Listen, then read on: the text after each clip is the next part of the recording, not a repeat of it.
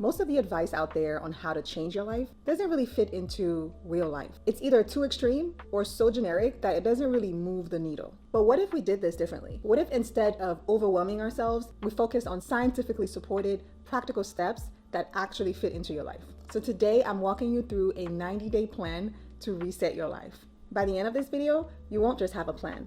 You'll have clarity, confidence, and direction. And to make this journey relatable, let me introduce you to Emily. Emily is our avatar today. She's me, she's you, she's all of us at some point. Together, we're going to break this down step by step. So let's meet Emily. Emily, let's say she's 28, right? She works as a marketing manager. From the outside, her life looks fine. She has a steady job, a cozy apartment, and a decent social life. But here's the thing. Emily doesn't feel fine. She spends her days in back-to-back meetings and her nights scrolling TikTok. And she's always wondering how everyone else seems to have it figured out. She feels stuck, like she's just going through the motions while time just flies by. Emily wants more. She wants to feel healthier, more confident, and more in control of her life.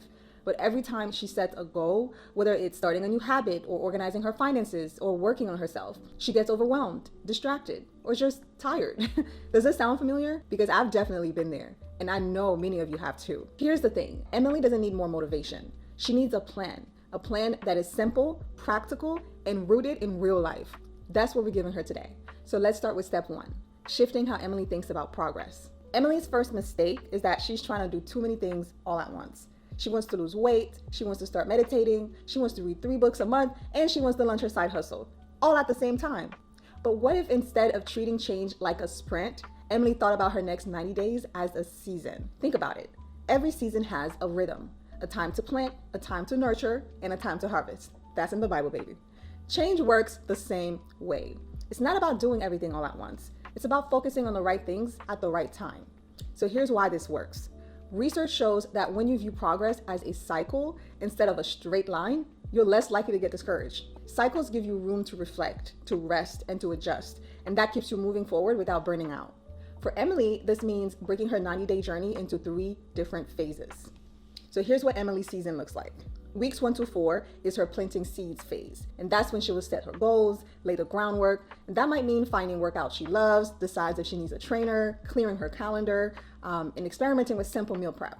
Weeks 5 to 8 will be her nurturing growth phase. That's the messy middle. Emily will have to focus on building consistency and staying adaptable when things don't go perfectly. And then weeks 9 to 12 will be her reaping rewards phase. This is where Emily reflects on her wins, celebrates her progress, and starts thinking about her next season of growth. This seasonal approach gives Emily the space to focus on what matters most right now, and doing that without feeling overwhelmed by everything else. So take a moment and think about your own season. What seeds do you want to plant in the next 4 weeks? Maybe it's starting out a morning routine, carving out time for creativity, or prioritizing self-care. Write it down. It doesn't need to be perfect. It just needs to be intentional. Some resources for you would be reading the book Atomic Habits. I mean, if you haven't read this book by now, definitely make it a priority. I love that it's a simple, science-backed guide to building habits that actually stick. Another book recommendation would be The Slight Edge by Jeff Olson. That's also another good resource to learn how small actions eventually lead to big results over time. All right, now Emily has her plan, but to make it happen, she needs time. And we all know how tricky that can be. So let's move to step number 2. Emily's schedule is chaotic. Her calendar is packed with meetings, emails, errands, leaving her with 0 time for herself. If this sounds familiar, time blocking is about to be a game changer for you. So time blocking isn't about micromanaging every single second of your day. It's about creating space for the things that matter most. Studies show that when you block out time for a specific task, you're less likely to procrastinate and more likely to follow through. And for Emily, this means breaking her day into 3 simple blocks. So here's how Emily structures her time. First, she has her focus blocks. Mornings are for her priorities, deep work, journaling, or a workout. And then she also has her admin blocks. And afternoons are for lighter tasks like emails and meetings. Evenings are for rest and connection, and that will be her recharge blocks. During her evenings, she would read a book, catch up with some friends, or enjoying some alone time. This structure gives Emily the space that she needs to work towards her goal without feeling overwhelmed. So take a look at your calendar and find 1 block of time tomorrow for something that matters to you.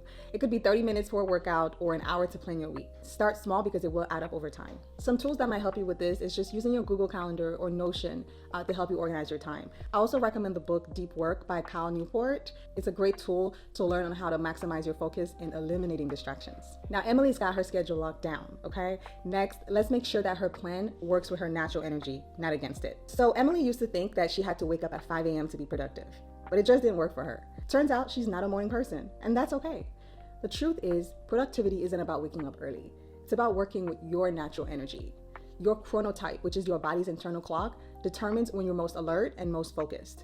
Research shows that aligning your work with your energy levels can make you more productive and less stressed. So for Emily, this means tracking her energy patterns for a few days.